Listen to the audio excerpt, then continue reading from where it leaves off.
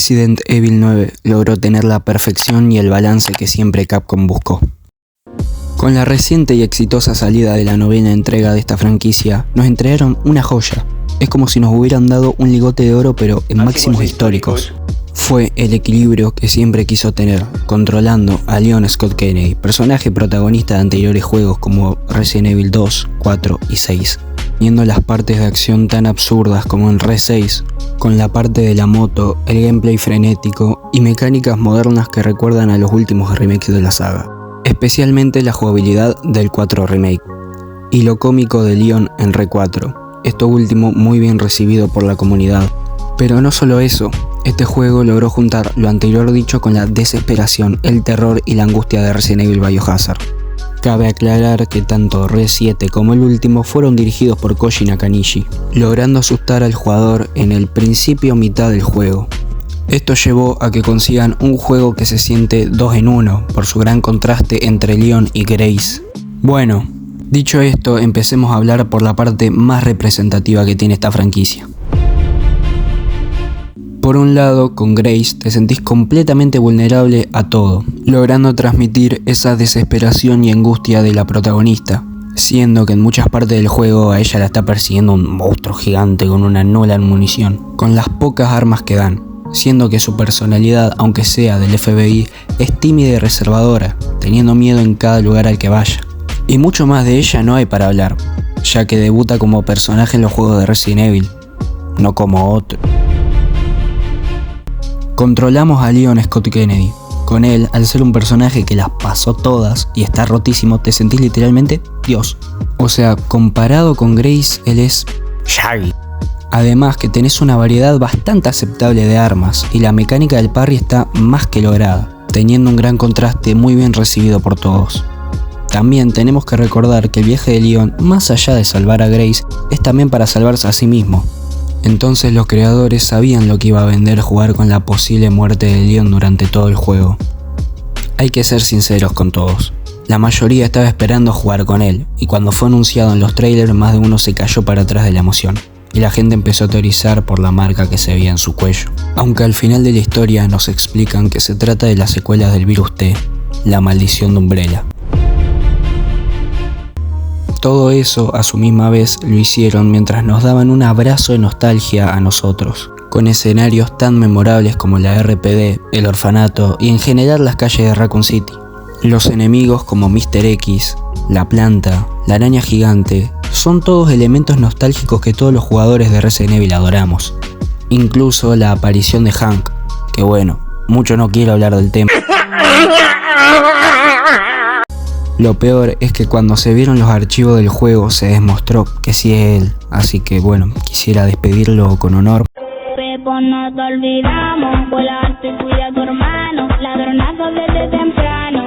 Se te va a extrañar, Hank, robale a los ángeles, amigo.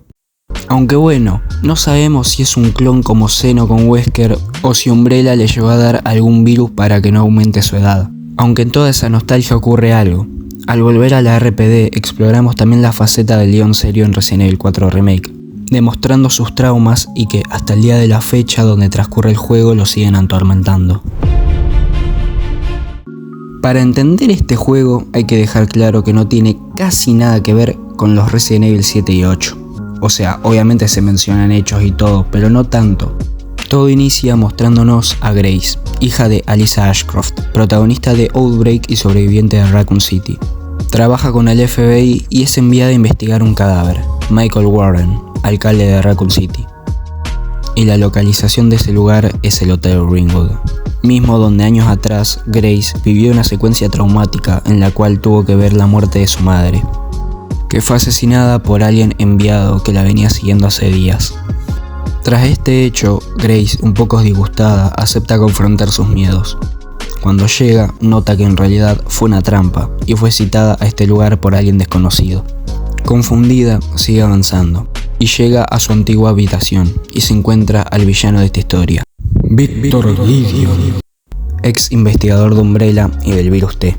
Este secuestra a Grace y mientras se da la fuga, Leon aparece e intenta detenerlo, pero Victor infecta a unos civiles y logra escapar, aunque gracias a la ayuda de la compañera de Leon, Sherry, la niña de Resident Evil 2, ya que también tiene la maldición de Umbrella, ella lo guía hacia donde Rose Hill, un hospital psiquiátrico el cual es dueño Víctor. Y bueno, resumiendo un poco, los antagonistas buscaban el Elpis, el último virus creado por Spencer, el cual decía que era el virus definitivo. En las conexiones había una especie de clon de Albert Wesker, villano principal de la saga. Él anhelaba conseguir ese último virus, por lo cual buscó a Grace durante todos estos años. Spencer decía que Grace era la llave hacia el Elpis. Al final de todo, luego de ver la entrevista de Spencer con su mamá adoptiva, se revela que Grace no es especial, y en esa misma entrevista Spencer decía literalmente la contraseña para liberar el Elpis, que era la esperanza. Grace comprende todo y gracias a esto libera a Elpis, y se dan cuenta que era un antiviral. Esto hace que Leon se cure, Wesker de cartón muere a manos de Víctor, ya que insultó a su maestro, y se da la pelea final. Y ocurre algo sorprendente. Gideon estaba infectado con un virus familiar para cualquier fan de la saga, llamado el virus T, pero mejorado. Y nada, esto se podría considerar en homenaje a Red 3 original, cuando Leon ejecuta al Némesis con la Requiem a los Shield. Después de eso, los dos protagonistas son rescatados por los Lobos, grupo a mando de Chris Redfield. Este final nos deja claro que, aunque Umbrella ya haya quedado en la ruina, todavía sigue el bioterrorismo y el gobierno estuvo involucrado en muchísimas de estas tragedias, dejando las puertas abiertas a muchos próximos juegos, luego de este hermoso final que dejó satisfecho a la mayoría. Y ahora viene la pregunta: ¿por qué si tuvo escenas tan ridículas de acción como en Re 6, este fracasó mientras el último funcionó? La saga venía de probablemente el mejor juego de su historia, Resident Evil 4, y obviamente iba a ser difícil igualar las sumas que consiguió en ese momento. Pero con Resident Evil 5 pasó algo raro, porque mucha gente lo tiene como uno de los peores Resident Evil, y sorprendentemente, quitando la opinión de la comunidad, fue uno de los más vendidos, junto con otro juego que está visto como el declive total de la saga, siendo el Resident Evil 6. Que aunque también tuvo unas ventas similares, no se sentía el terror de los típicos y anteriores juegos. Era solo acción, y ya, porque en ese momento lo que funcionaba eran los juegos como los Uncharted o los Call of Duty. E incluso hay una parte que me da mucha risa cada vez que la veo, que es Leon enfrentándose a un dinosaurio, o sea, mírenla ustedes.